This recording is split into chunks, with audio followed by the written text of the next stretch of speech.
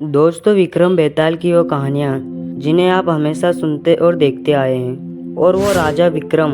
आज हम इन्हीं के जीवन से जुड़े किस्से और कुछ कहानियाँ सुनाने जा रहे हैं जिनके बारे में आपने शायद ही किधर सुना होगा। तो दोस्तों, तैयार हो जाइए विक्रमादित्य के जीवन को एक बार फिर से दोहराने के लिए। वैसे तो राजा विक्रमादित्य के जन्म को लेकर एक वक्त नहीं है, पर इतिहासकारों के मुताबिक राजा विक्रमादित्य का जन्म 100 ईसा पूर्व में हुआ था। राजा विक्रमादित्य के पिता का नाम गंधर्वसेन था, जो कि नाबोबाहन के बेटे थे। राजा विक्रमादित्य की गिनती ऐसे राजाओं में की जाती है जिन्होंने कभी अपनी प्रजा को दुखी नहीं होने दिया, क्योंकि वो हमेशा अपने राज्य में न्याय व्यवस्था कायम रखने के लिए हमेशा हर तरह की कोशिश किया करते थे।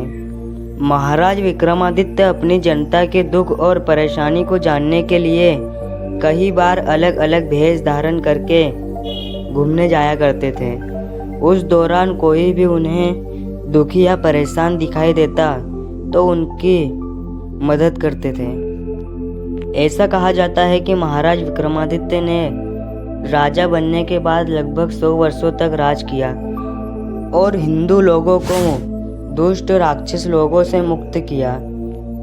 महेश्वरी सूरी एक जैन साधु के मुताबिक महाराज विक्रमादित्य के पिता गंधर्व सिंह अपनी शक्तियों का गलत इस्तेमाल करके सरस्वती नामक एक सन्यासिनी औरत को किडनैप कर लिया था।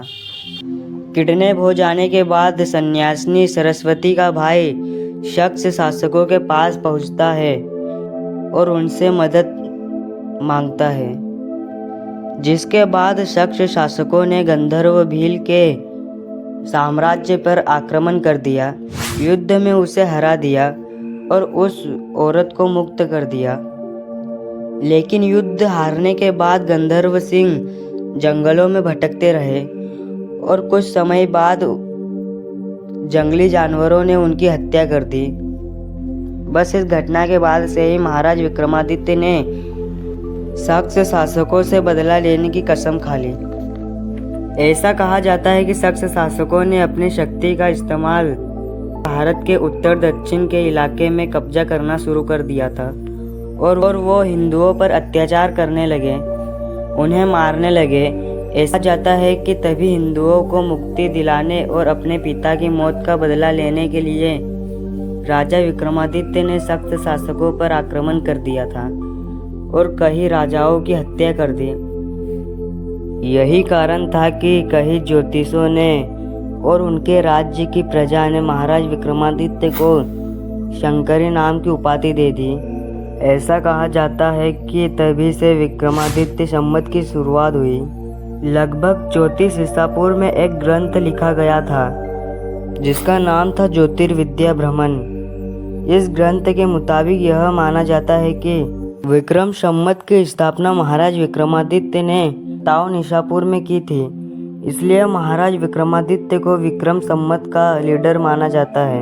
राजा विक्रमादित्य इतने पराक्रमी थे कि उन्होंने रूस के राजा को भी हराया है। महाराजा विक्रमादित्य को दिव्य शक्ति भी मिली हुई थी और महाराज विक्रमादित्य अपने न्याय के लिए भी जाने जाते हैं। उसके बाद महाराज विक्रमादित्य अपनी विक्रम बेताल